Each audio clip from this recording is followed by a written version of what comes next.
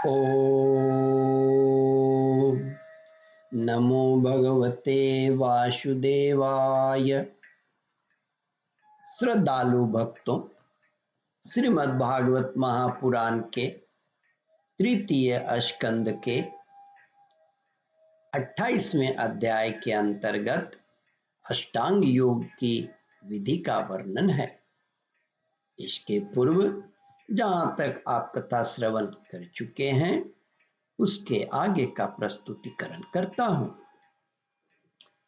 श्री कपिल भगवान कहते हैं, माता जी, जिस प्रकार मदिरा के मत से मत वाले पुरुष को अपनी कमर में लपेटे हुए वस्त्र के रहने या गिरने की कुछ भी सुधि नहीं रहती, उसी प्रकार चरमावस्था को प्राप्त हुए सिद्ध पुरुष को भी अपनी देह के बैठने, उठने अथवा देहवश कहीं जाने या लौट आने के विषय में कुछ भी ज्ञान नहीं रहता, क्योंकि वह अपने परमानंदमय स्वरूप में स्थित है।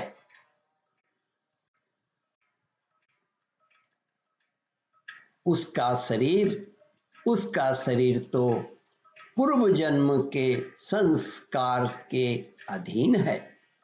अतः जब तक उसका आरंभक प्रारब्ध शेष है तब तक वह इंद्रियों के सहित जीवित रहता है, किंतु जिसे समाधि पर्यंत योगी की स्थिति प्राप्त हो गई है और जिसने परमात्म तत्व को भी भली भांति जान लिया है, वह सिद्ध पुरुष पुत्र कलत्रादि के सहित इस शरीर को स्वप्न में प्रतीत होने वाले शरीरों के समान फिर स्वीकार नहीं करता, फिर उसमें अहंता ममता नहीं रहता।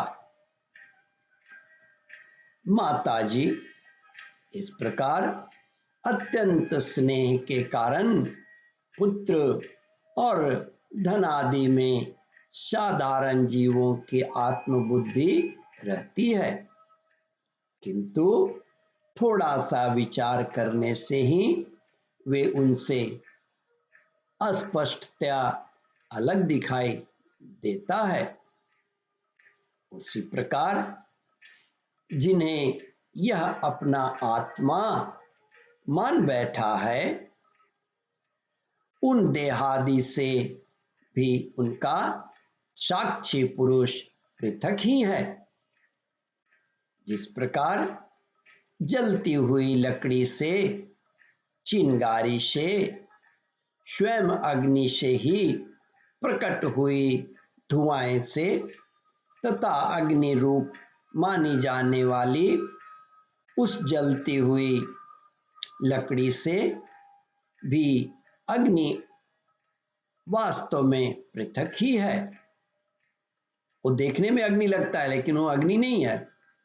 उसी प्रकार भूत, इंद्रिय और अंतःकरण से उनका साक्षी आत्मा भी अलग है तथा जीव कहलाने वाले उस आत्मा से भी ब्रह्म भिन्न है और प्रकृति से उसके संचालक पुरुषोत्तम भी भिन्न है।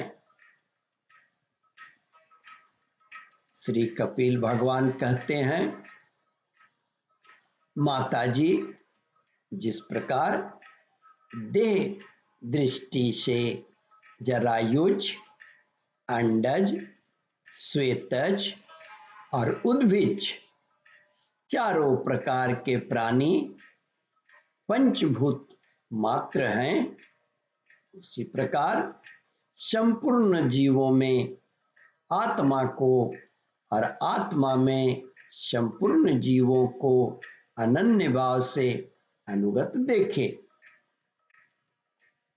जिस प्रकार एक ही अग्नि अपने पृथक पृथक आश्रयों में विभिन्नता के कारण भिन्न भिन्न आकार का दिखाई देता है, उसी प्रकार देव मनुष्यादि शरीरों में रहने वाला एक ही आत्मा अपने आश्रयों के गुण भेद के कारण भिन्न भिन्न प्रकार का भासता है। अतः भगवान का भक्त जीव के स्वरूप को छिपा देने वाली कार्य कारण रूप से परिणाम को प्राप्त हुई भगवान की इस अचिंत शक्तिमान माया को भगवान की कृपा से ही जीतकर अपने वास्तविक स्वरूप ब्रह्म रूप में स्थित होता है। ओम परमात्मने नमः। श्रद्धालु भक्तों, इस कथा को ध्यानपूर्वक श्रवण मनन और इसका चिंतन करें। इस कथामृत का रसास्वादन अपने बंधु बांधवों को भी करावें।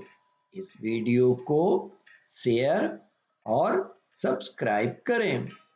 ओम परमात्मने नमः। श्रद्धालु भक्तों, यहाँ पर 28वां अध्याय समाप्त होता है। इसके आगे 29वां अध्याय प्रारंभ करूंगा। ओम नमो भगवते वासुदेवाय।